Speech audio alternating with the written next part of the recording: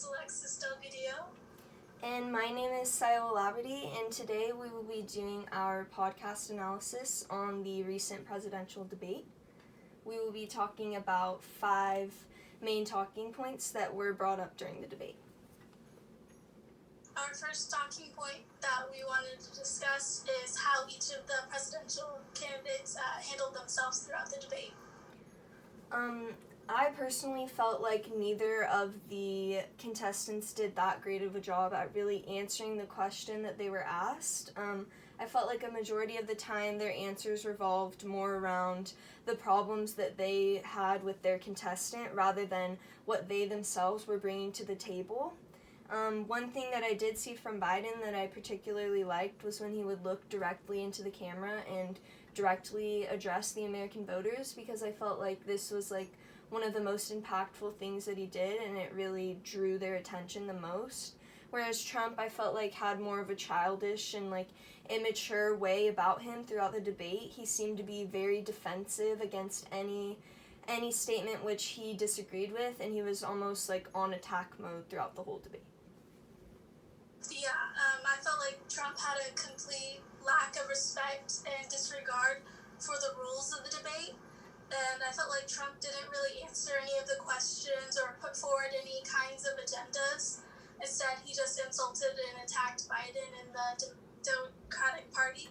And I like what you said about how Biden, when he talked to the camera, it really felt genuine and sincere and really presidential. And it was the most,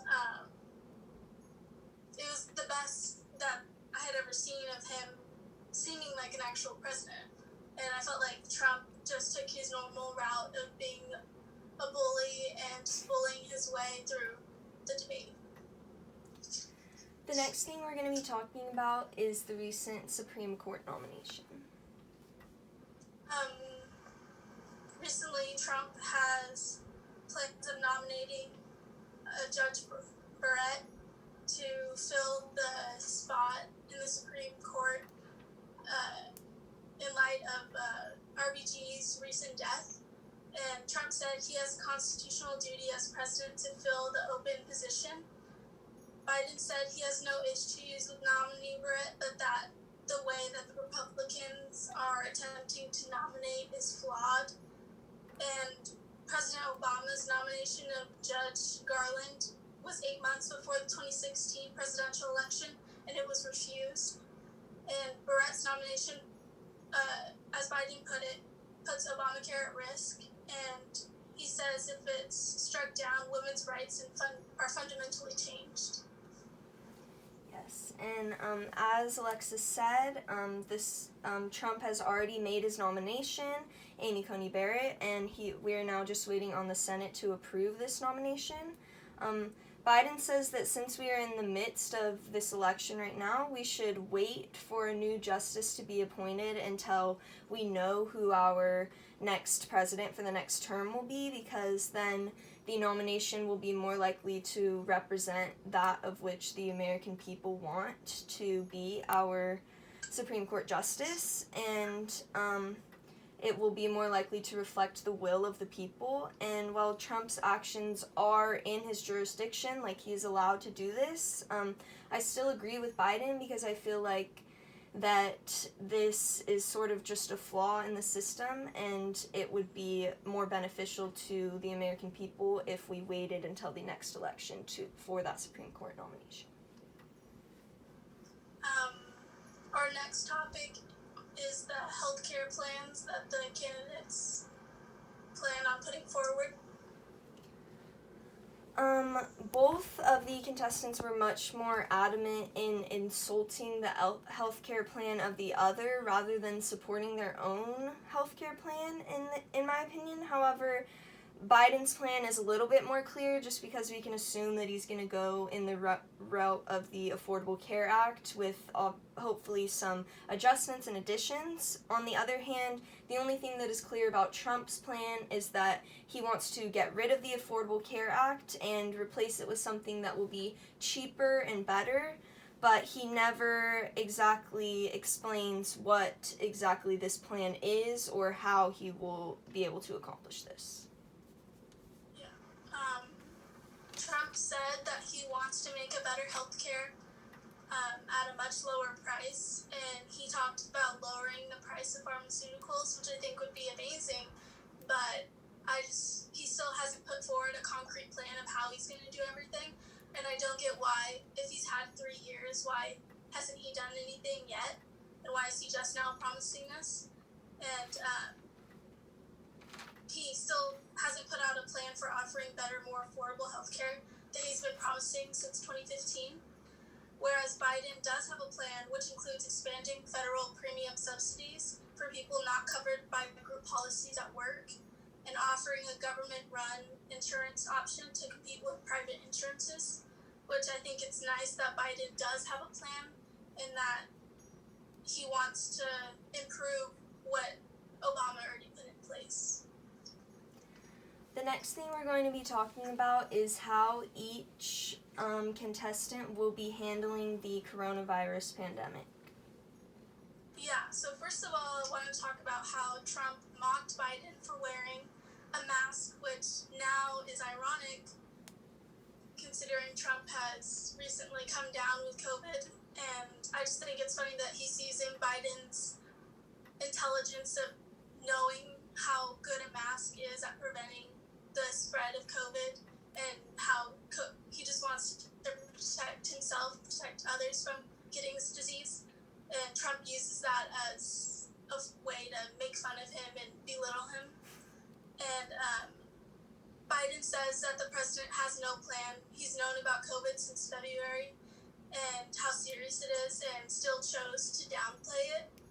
And Trump said that his decision to close off America saved millions of lives, which I'm sure it probably did, but I still don't think he's done enough to limit the deaths that we've seen in America, and that I think a lot of other world leaders have handled this a lot better, and he's very stubborn and is only thinking about the economy and himself. Yeah, I definitely agree with you, and I feel like Trump's response to COVID was really disappointing, but it still didn't really come as a surprise.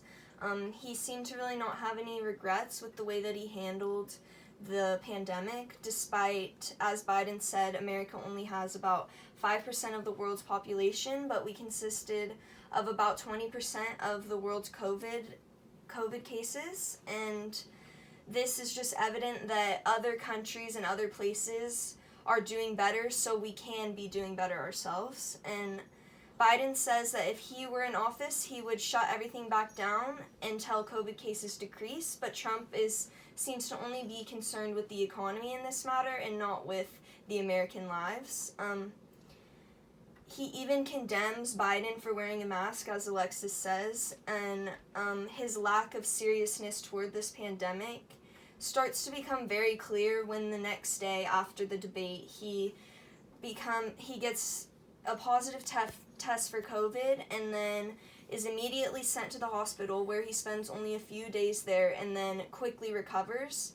And this just shows that he doesn't care about the coronavirus because he himself will have the resources that he needs to recover from this pandemic, unlike other Americans which are lower income and don't have all the resources that he does. Yeah. Our last topic is about racism and white supremacy. Although I found many parts of the debate really painful to watch, I felt like Trump's refusal to denounce white supremacy was by far the worst part and most sickening part to see throughout the whole debate. When he was asked to denounce it, he said, "Of course I do," but when he was asked to say the words flat out, he could not bring himself to say those words. In fact, when he was asked to denounce specifically the Proud Boys, which is a known group of white nationalists, he said that he will stand by and stand back, which I interpreted as him saying that he will support them and back them, basically. And whether Trump did this because he himself is a white supremacist or because he simply is just afraid to lose the vote of his white supremacist voters. I'm unsure, but either way is equally appalling and unacceptable. Yeah, Biden talked about how Trump said there were very fine people on both sides after a white supremacist rally in 2017. Biden said that Trump is trying to create racist division, which I think is true. I think that the country is the most divided now than it has ever been. And Trump ended racial sensitivity training, and he said it was because it was racist and supported sick ideas, and it was teaching people to hate our country, which I thought was really funny and just like wrong. Like, I don't understand his logic at all. Like, we need to have racial sensitivity training now more than ever, and I just kind of feels like a slap in the face that he feels like now he needs to end that. The president asked Biden whether he is in favor of law and order, and Biden said law and order with justice, where people get treated fairly. So basically, he's not saying that he's against like law and order. He just knows that the system is unjust and that things need to be changed, and I really liked that. And I really hated Trump's inability to condemn white supremacy. I felt like him telling the Proud Boys to stand by, like, is really scary for a lot of people, and I think it just is awful, and it just shows his white supremacy now more than ever. And if it's not clear to people that he is racist, then I don't know what will show them as clearly as that statement. And I just thought it was really scary. And yeah. Thank you all. This now concludes our podcast on the presidential